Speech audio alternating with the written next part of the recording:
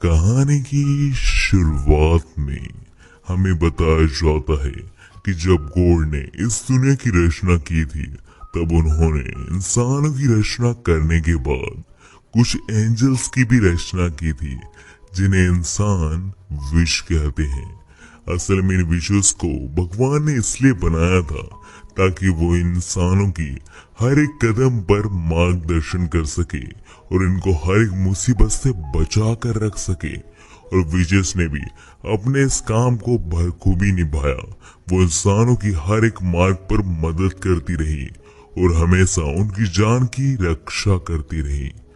पर इंसानों के अंदर लालच आ गई और कुछ करोड़ों साल बाद ये इंसान विशेष की शक्तियों के भी इतने लालची हो गए कि वो अपनी मदद करने वाले और अपने मार्गदर्शन दिखाने वाले विशेष का नरसंहार करने लगे और उनकी सुपर पावर हथियाना चाहने लगे। उन्होंने कई सारी विशेष को तड़पा कर मार दिया। और इसी के साथ हमें हमारी कहानी को प्रेजेंट में देखते हैं, जहाँ पर हमें एक रेडिया किंगडम का सीन दिखाया जाता है, जहाँ पर विशेष को मारने की प्रथा जोरों शोरों पर चल रही है। इन्हीं सब के बीच में हम रेडिया किंगडम से कई किलोमीटर दूर एक लड़के और एक लड़की को देखते हैं। एंड गाइस, जहाँ पर ये लड़का जिसका नाम एडोनिस है, वो ही हमारी इस कहानी का मेन प्रोटोगनिस्ट है। एंड गाइस, इस जगह पर हमारे सीरीज का मेन प्रोटोगनिस्ट जिसका नाम एडोनिस है, वो असल में एक एस लेवल क्लास की विश का स्टूडेंट है।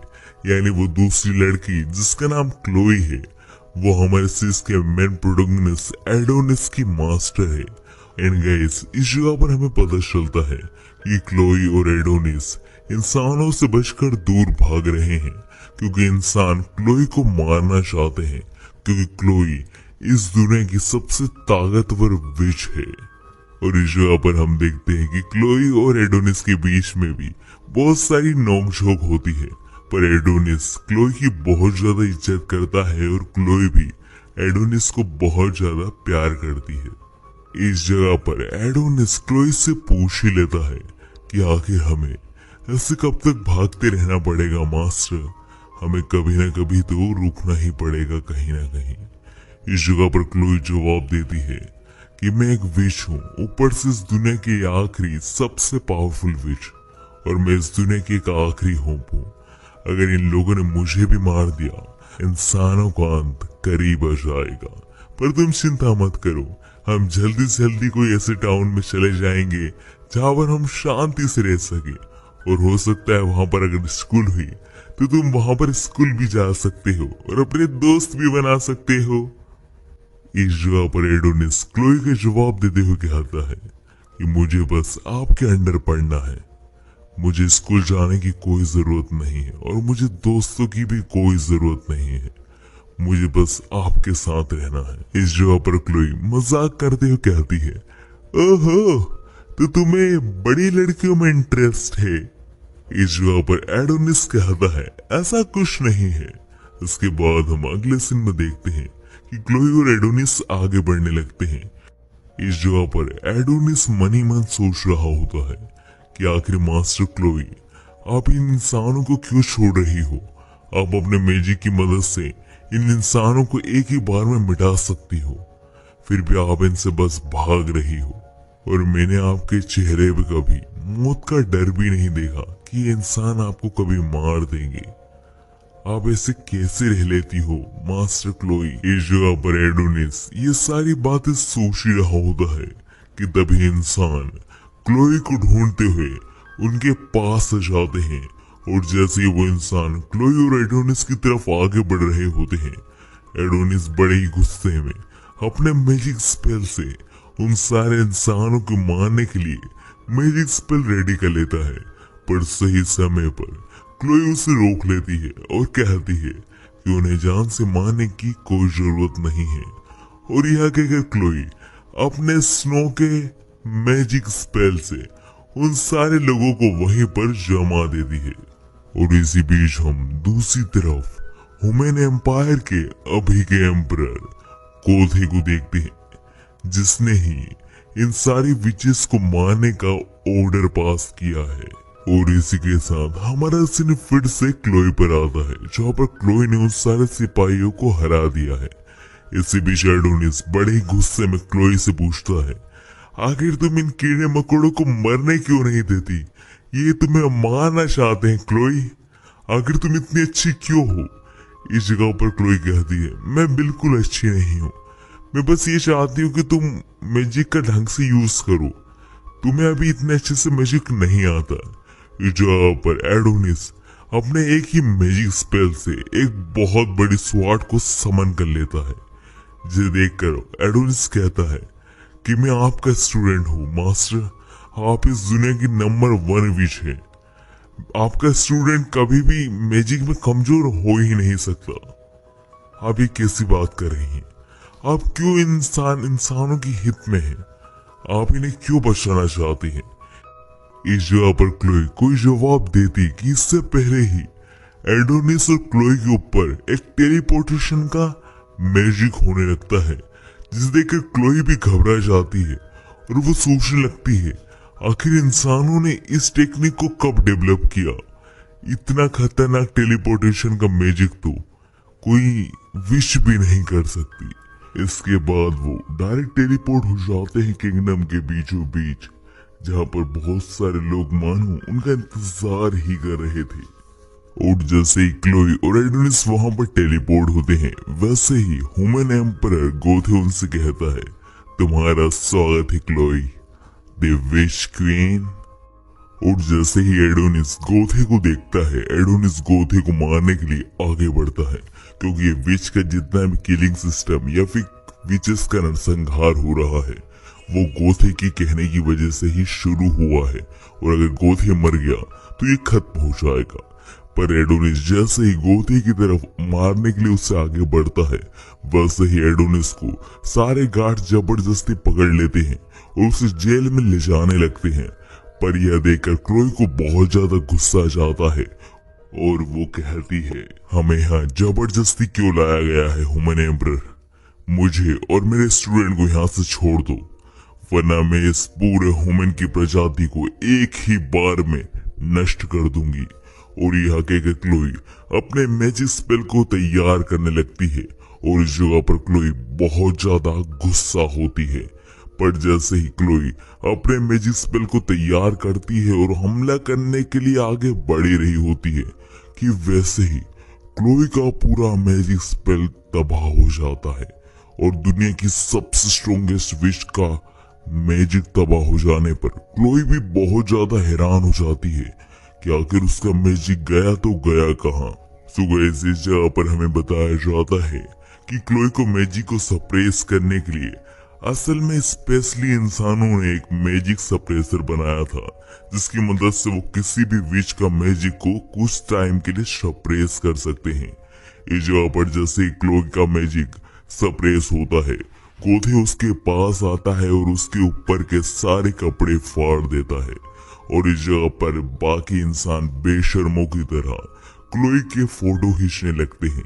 इस जगह पर क्लोई अपने कपड़े और अपने शरीर को ढकने की कोशिश करती है, तो इस जगह पर वो इंसान कहते हैं कि अपने हाथ पैर से इन्हें ढको मत, हमें फोटो खींचने दो।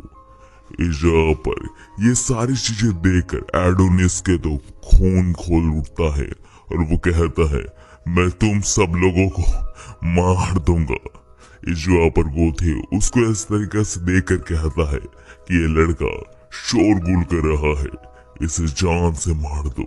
इस जगह पर क्लोई बिना कोई देरी करे सीधा गोथे के पैर में आकर गिर जाती है और उससे विनती करने लगती है कि इसकी कोई गलती नहीं है, इस जगह पर सारी गलती मेरी है।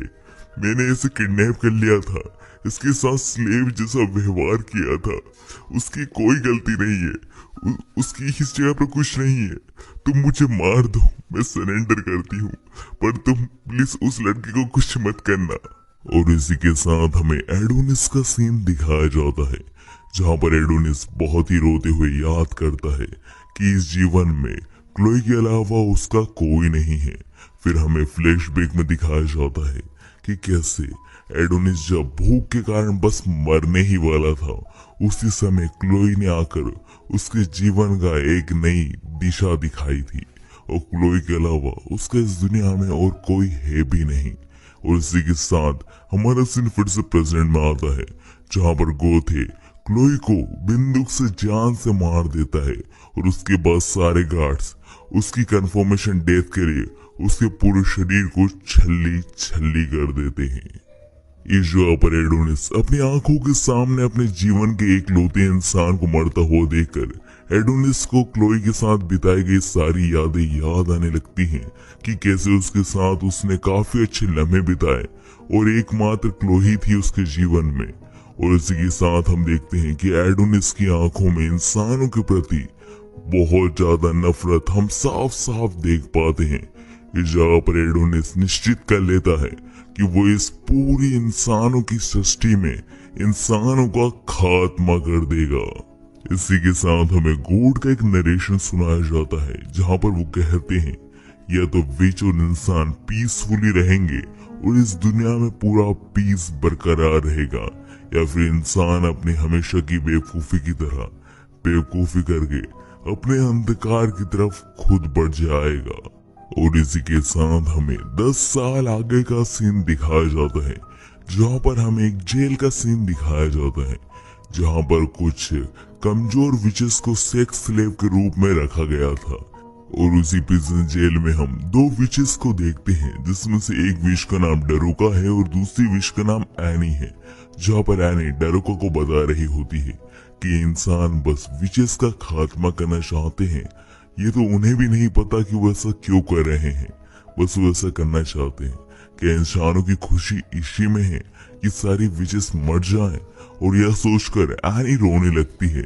इस जगह पर डरोका एनी का मूड ठीक करने के लिए कुछ हरकतें करके और डोल्स के साथ खेल के उसका मूड ठीक करने की कोशिश करती है और एनी का मूड ठीक भी हो जाता है कि इसी बीच उसी प्रिजन जेल में कुछ सिपाही आते हैं और वो कहते हैं कि 218 कैदी कौन है, और वो इस जगह पर 218 कैदी को लेने आए थे। इसी बीच हम सुनते हैं विचेस के मुंह से कि जितने भी कैदी को इन्होंने लेकर गए हैं वो वापस कभी नहीं लौटे हैं, पता नहीं उनके साथ क्या होता है।